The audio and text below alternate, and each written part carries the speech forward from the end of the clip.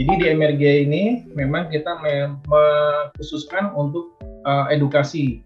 Jadi bagaimana kita ibaratnya, kalau mungkin kompetitor kita dalam rangka mencari nasabah atau apa menggunakan cara-cara yang berbeda. Sementara kalau kami adalah murni ingin mengedukasi dulu. Masalah nanti Bapak dan Ibu ingin bergabung itu kita ucapkan terima kasih. Tapi tujuan kami adalah mengedukasi masyarakat agar tidak tidak blank sama sekali untuk bisnis ini, juga tidak merasa tertipu dengan bisnis ini. Ternyata memang agak berbahaya bagi yang tidak mengerti, tapi bagi yang mengerti lebih mengerti lagi bahwa sistem di bisnis ini memang harus benar-benar dipahami. Ini sudah kemarin bahwa transaksinya, kemudian sebentar saya skip pelan-pelan. Nah ini saya mulai lagi dari sini, bahwa skema kelembagaan kita itu sedikit berbeda dengan yang umum di masyarakat, di mana kalau yang umum itu di bawah Departemen Keuangan, di mana di situ OJK berperan. Sementara kalau kita adalah di bawah Departemen yang lain adalah Departemen Keuangan, kita adalah Departemen Perdagangan, yang kemudian membuat suatu badan pengawas yang disebut dengan Bapepti. Sementara yang di bawah Departemen Keuangan itu biasa disebut dengan Bapepam. Kemudian bursa kita di sini ada disebut bursa berjangka. Kemudian ada lembaga clearing, ada bank penitipan, kemudian ada pialang berjangka dan pedagang berjangka. Sementara nasabah itu terikat kepada pialang. Artinya pialanglah yang menyampaikan amanat atau transaksi Bapak dan Ibu sekalian ke lantai bursa. Sementara metode transaksinya ada dua macam. Yang pertama adalah bilateral, yang selanjutnya adalah multilateral. Kalau produk-produk yang sering Bapak dan Ibu transaksikan, seperti forex, indeks, dan gold, itu adalah transaksi yang bersifat bilateral. Artinya pialang menyampaikan amanat ke bursa, kemudian amanat tersebut wajib diambil atau wajib dilawankan transaksinya oleh pedagang berjangka. Jadi sifatnya bilateral adalah nasabah adalah bertransaksi terhadap posisi dirinya kepada pedagang. Artinya lawan transaksi nasabah adalah pedagang berjangka. Seperti itu. Jadi kalau nasabah posisinya untung, maka pedagang berjangka yang menanggung kerugiannya. Begitu pula juga sebaliknya. Kalau nasabah rugi, maka pedagang yang mengambil untung. Nah, proses pengambilan variasi margin atau untung dan rugi ini itu dilakukan oleh lembaga clearing. Jadi lembaga clearing lah yang memindah-mindahkan dana dari rekening Bapak dan Ibu ke rekening pedagang, seperti itu. Ini landasan hukum. Nah, ya seperti ini. Jadi Bapak dan Ibu itu bertransaksi atas nama pialang. Jadi hubungan dengan pialang adalah hubungan perjanjian pemberian amanat. Jadi bukan seolah-olah Bapak dan Ibu bertransaksi melawan pialang. Jadi pialang dalam hal ini bukan lawan transaksi. Sementara lawan transaksinya itu adalah pedagang ini, di samping ini pedagang berjangkanya. Seperti itu. Nah, ini ada 4 macam tipe perdagangan yang ada di bursa. Yang pertama adalah multilateral, kemudian bilateral, kemudian PALN, dan pasar fisik. Sementara kita masih banyak ramai di bilateral ini. Kenapa bilateral lebih ramai? Karena lebih atraktif dan lebih liquid. Lebih liquid itu maksudnya apapun yang kita inginkan, seketika itu juga dipenuhi oleh pedagang. Artinya kalau kita beli, maka pedagang wajib jual. Kalau kita jual, pedagang wajib beli seketika itu juga dengan harga yang mereka tampilkan.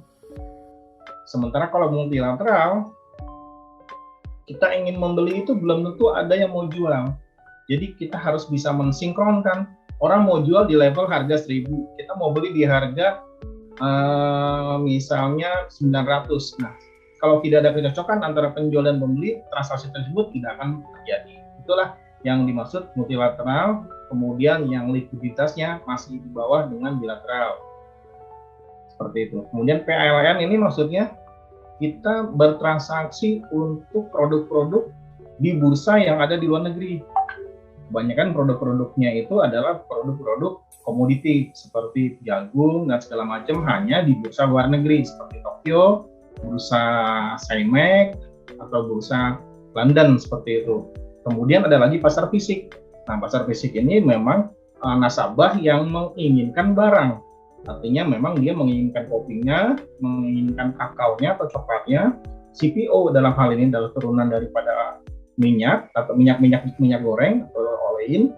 Kemudian batu bara.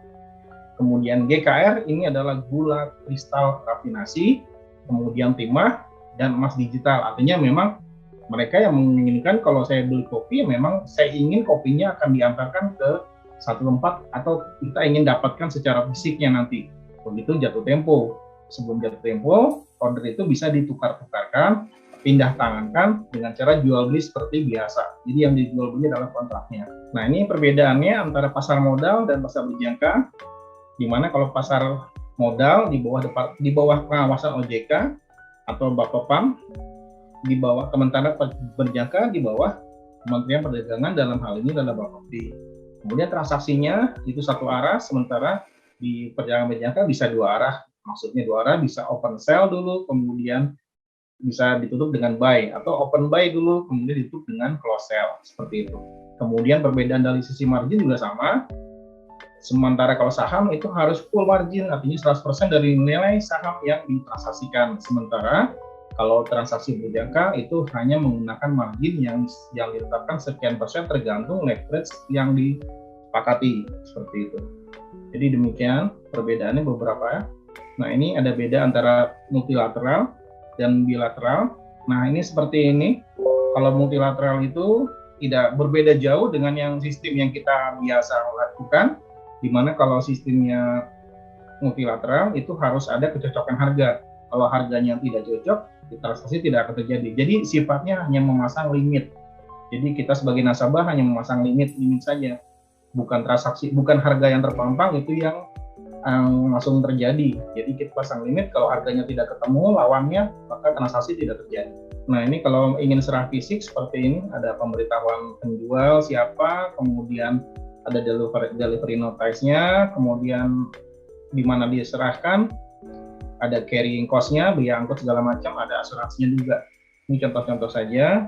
Nanti kita akan banyak di garis bawahi pada pertanyaan saja nanti. Nah, ini apa itu bullish dan bearish? Mungkin sering dibahas ini. Kalau bullish itu seperti adalah hewan banteng yang menyerbu ke atas. Jadi pertanda marketnya sedang naik kalau bullish. Sementara kalau bearish, hewan beruang yang menangkap mangsanya itu ke arah yang bawah, itu dilambangkan dengan bear atau beruang, bearish. Nah, ini maksudnya transaksi dua arah tadi. Harga bisa naik, kemudian harga bisa turun. Di kedua saat itu kita bisa open posisi, artinya kesempatan atau opportunity-nya bisa dua arah. Kalau harga naik, kita bisa beli lebih rendah, kemudian kalau harga turun, kita bisa jual di harga tinggi, kemudian beli lagi di harga rendah. Konsepnya sederhana. Jadi tidak harus melulu menunggu harga naik, tapi begitu harga turun pun, kita bisa mengambil posisinya. Nah, ini perhitungannya. Nah, ini modal, kalau orang banyak bertanya, berapa sih modal untuk trading? Ya, saya buat seperti ini, bahwa modal itu sebenarnya 3M. 3M itu bukan dalam arti yang miliar atau apa, tapi yang pertama adalah mindset-nya, kemudian money management, yang ketiga adalah strategi atau cara trading plan kita. Ya, silakan dari Kania.